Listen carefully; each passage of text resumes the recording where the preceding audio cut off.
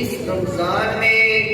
اگر ہم اپنے رب کو راضی کر لیتے ہیں تو گویا ہم خوش نصیب لوگوں میں شامل ہیں، اور اگر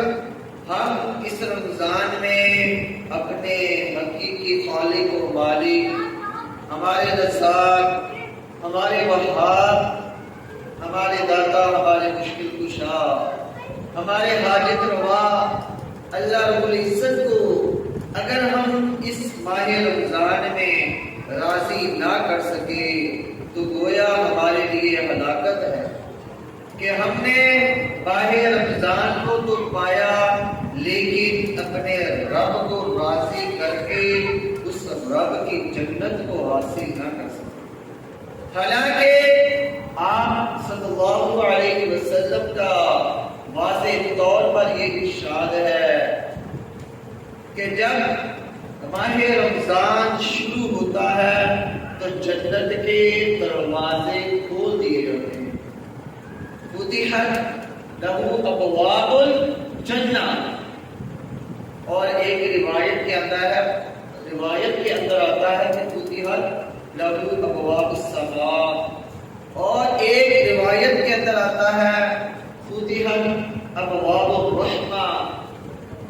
کہ جنت کے دروازے کھول دیے جاتے ہیں۔ دوسری روایت کے اندر آسمان کے دروازے کھول دیے جاتے ہیں، ایک اور روایت کے اندر کہ رحمت کے دروازے کھول دیے جاتے ہیں۔ تو جو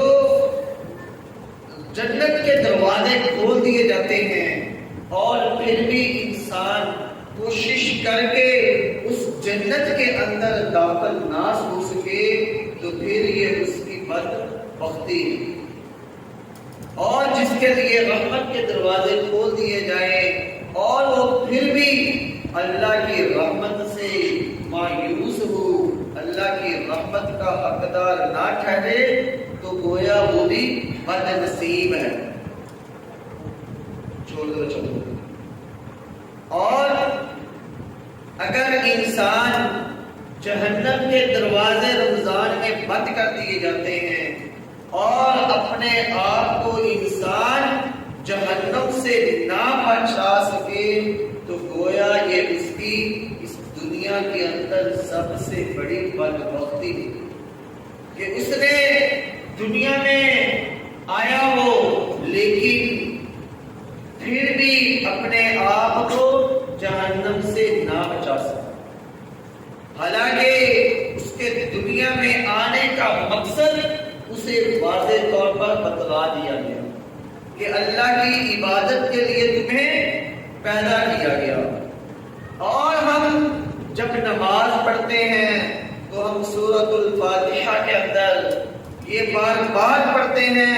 ایاک نعبد و ایاک نستعین، کہ ہم صرف تیری ہی عبادت کرتے ہیں اور صرف تجھی سے مدد مانگتے ہیں۔ لیکن اگر اس کے باوجود کوئی غیر اللہ کی عبادت کرے تو پھر اس سے بڑا بدبخت کوئی ہو نہیں سکتا۔